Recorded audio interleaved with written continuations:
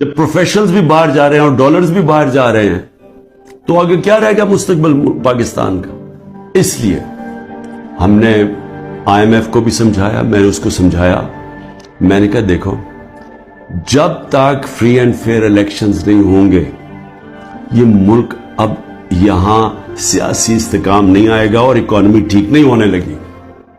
لیکن بدقسمتی کیا ہے کہ حکومت دوسری یہ جو پالیسیز ہیں جو پاور میں بیٹھے ہیں وہ دوسری طرف جا رہے ہیں۔ بجائے صاف اور شفاف الیکشن کروا کے ایک سیاسی استحکام آئے، ایک ایسی حکومت آئے جو پبلک کی ووٹ سے آئے، پبلک کے مینڈیٹ سے آئے، 5 سال کے لیے آئے، وہ پھر مشکل فیصلے کرے۔ مشکل فیصلے کا مطلب اصلاحات کرے۔ اصلاحات تب ہوتی ہے ملک میں جب پبلک ایک گورنمنٹ کے ساتھ کھڑی ہو، اعتماد رکھیں گورنمنٹ میں، تب مشکل فیصلے ہوتے ہیں۔ جب وہ گورنمنٹ ان کو کہے کہ یہ ہم اس ملک میں سرجری کر رہے ہیں، یہ ہم اصلاحات کر رہے ہیں، آپ کو شروع میں تکلیف ہوگی لیکن بعد میں آپ کے حالات بہتر ہو جائیں گے۔ لیکن وہ گورنمنٹ کر سکتی ہے جس کو پبلک اس پہ اعتماد رکھے۔ اب ان کے اوپر کس نے اعتماد رکھنا ہے؟ کیونکہ جو انہوں نے کہا کہ جی میں 200 سے کم روپیہ کروں گا، آتے ساتھ اس نے کہا ڈالر کم کروں گا، پہلے تو کہا 100 سے کم کروں گا، یہ سارے انہوں نے نعرے مارتے رہے۔ ہم مہنگائی کم کریں گے، مہنگائی بھی تاریخی، روپیہ بھی تاریخی طور پہ نیچے گرا۔ اس کے علاوہ جو انہوں نے وعدے کیے سب کے سامنے ہے کہ کدھر کھڑے ہیں لوگوں کے آج حالات کیا ہے۔ تو اب ان کے اوپر تو اعتماد آنے نہیں لگا۔ جو کوشش کی جا رہی ہے انجینئرنگ کی وہ یہ لوگ پھر واپس آ جائیں گے۔ تحریک انصاف کو کوشش کی جا رہی ہے کہ اس کو ختم کیا جائے، تو اس سے تو سیاسی استحکام نہیں آنے لگا اور اس سے تو آگے کوئی ملک کا مستقبل ہی نظر آ رہا۔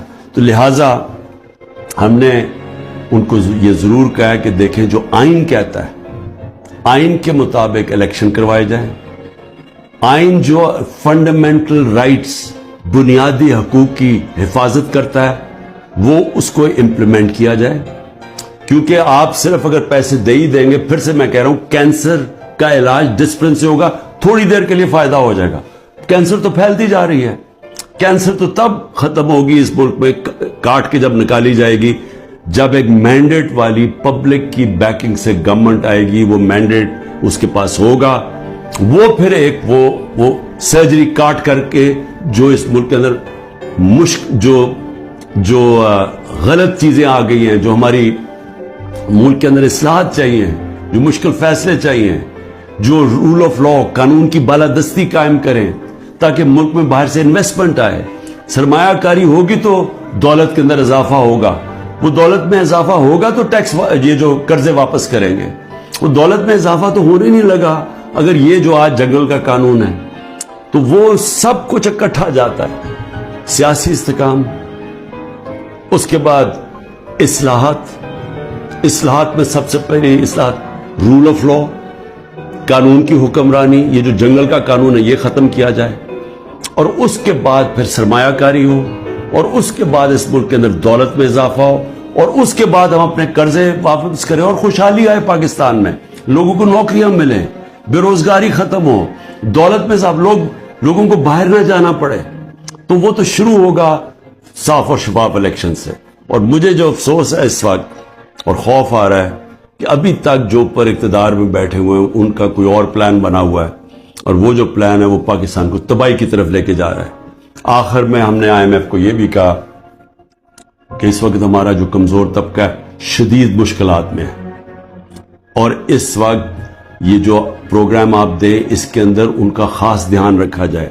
صحت کارڈ کو کئی کی جگہ ختم کیا جا رہا ہے، یہ ایک اتنی بڑی نعمت ہے غریب لوگوں کے لیے، مڈل کلاسز کے لیے، سفید پوش کے لیے، کہ اتنی مہنگائی کے اندر کم از کم ان کا علاج وہ جائیں تو کم از کم وہ جو ہمارا صحت کارڈ کہ 10 لاکھ روپے تک ان کو کسی بھی ہسپتال میں علاج ملنا چاہیے، اس کو رول بیک کیا جا رہا ہے۔ اور دوسری چیز ٹارگٹ سبسڈی جو ہم لانے لگے تھے کہ بجائے آپ سبسڈائز ایسے کریں کہ پٹرول وہ عمران خان بھی اتنی قیمت کا خریدے اور ایک بیچارہ غریب آدمی بھی اتنے خریدے یا رکشہ والا بھی، ایسا نہیں ہونا چاہیے۔ ٹارگٹ سبسڈی ہونی چاہیے جو ہمارا پلان بنا ہوا تھا اور ہم پوری تیار کیا ہوا تھا کہ ہر طبقے کے لیے جو نچلا طبقہ ہے اس کی حفاظت کی جائے, اور جو پیسے والے لوگ ہیں وہ اتنا جو پیسے دے سکتے ہیں وہ پوری قیمت دیں, لیکن اگر آپ کم قیمت کریں گے تو سب کے لیے وہ قیمت نہ ہو.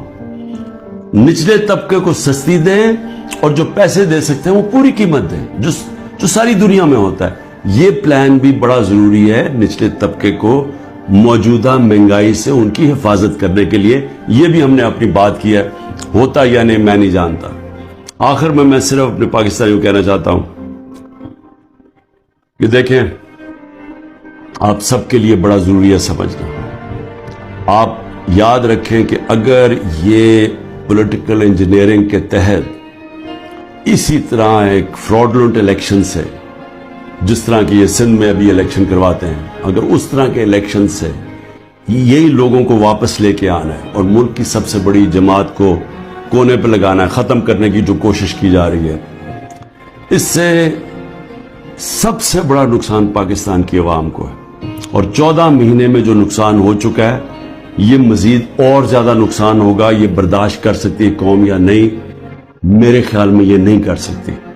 میرے خیال میں یہاں ایک ایسا حالات ہو جائیں گے جو سب کے ہاتھ سے باہر نکل جائیں گے, جیسے سری لنکا میں حالات ہو گئے تھے.